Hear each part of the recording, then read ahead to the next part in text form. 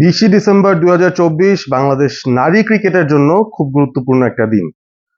আজকে দুটো সুসংবাদ বাংলাদেশ নারী ক্রিকেটের এই জায়গাটায় হয়েছে এবং প্রথম কথাটায় যদি আসি, সেখানে বাংলাদেশ নারী ক্রিকেট দলের জন্য বিসিবির একটা চমৎকার আয়োজন। বাংলাদেশ, আমরা জানি যে নারী ক্রিকেট দলও টেস্ট স্ট্যাটাস পেয়েছে, তবে এখনো পর্যন্ত কিন্তু একটা টেস্টও বাংলাদেশ খেলতে পারেনি। তার মূল কারণ যেটা ছিল পেছনে, সেটা হচ্ছে বাংলাদেশের মেয়েদের ক্রিকেটে লঙ্গার ভার্জনের কোনো ডোমেস্টিক ইনফ্রাস্ট্রাকচার নেই কিংবা কখনোই খেলা হয়নি। তো সেই জায়গাটায় ফোকাস করে বিসিবি এবার এই মৌসুম থেকেই একটা চমৎকার উদ্যোগ নিয়েছে। তারা চারটা ডিফারেন্ট জোনে ভাগ করে বাংলাদেশ নারী ক্রিকেট দলের লঙ্গার ভার্সন ক্রিকেটটা চালু হতে চলেছে। 3 দিনের ম্যাচগুলো অনুষ্ঠিত হবে এবং চারটা জোনের কথা বলছিলাম, সেখানে central zone, south zone, east zone এবং নর্থ জোন, এই চারটা জোনে ভাগ করে বাংলাদেশের নারী ক্রিকেটারদেরকে এই লঙ্গার ভার্সন ক্রিকেটের সঙ্গে সম্পৃক্ত করা হচ্ছে এবং বিসিবির এই উদ্যোগকে চমৎকারভাবে আমার মনে হয় গ্রহণ করে নিয়েছে বাংলাদেশ নারী ক্রিকেট দলের সঙ্গে যারা অষ্টপৃষ্ঠে জড়িত রয়েছেন এবং ক্রিকেটাররা যারা আছেন।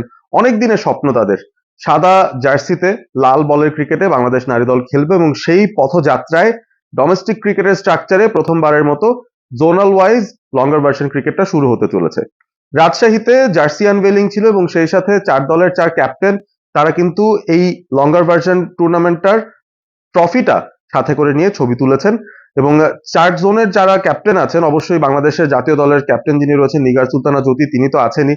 সেই সাথে রাবেয়া খান, যিনি মূলত বাংলাদেশ অনূর্ধ্ব-19 সেটআপের সবসময় ক্যাপ্টেন হয়েছিলেন, যে সময়টা তিনি সেখানে খেলেছেন। পরবর্তীতে ইমার্জিং টিম, সেই ইমার্জিং টিমেরও তিনি ক্যাপ্টেন হয়েছেন।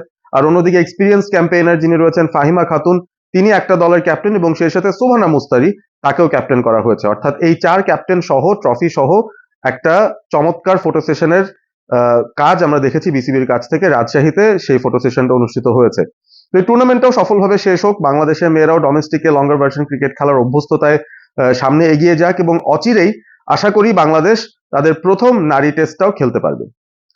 দ্বিতীয় যেই সুখবর, সেটা হচ্ছে বাংলাদেশ অনূর্ধ্ব-19 নারী দলের গ্রেট পারফরমেন্সের কথা।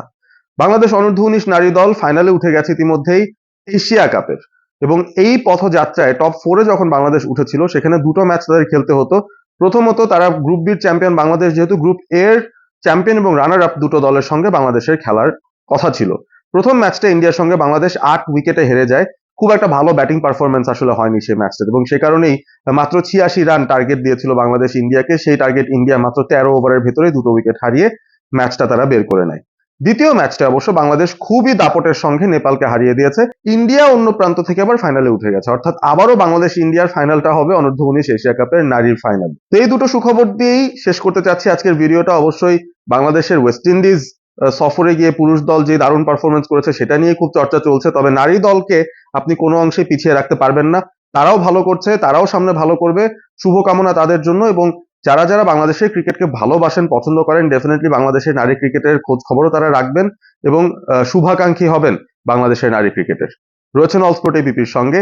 Stay Assam, stay all sport with all sport ABP.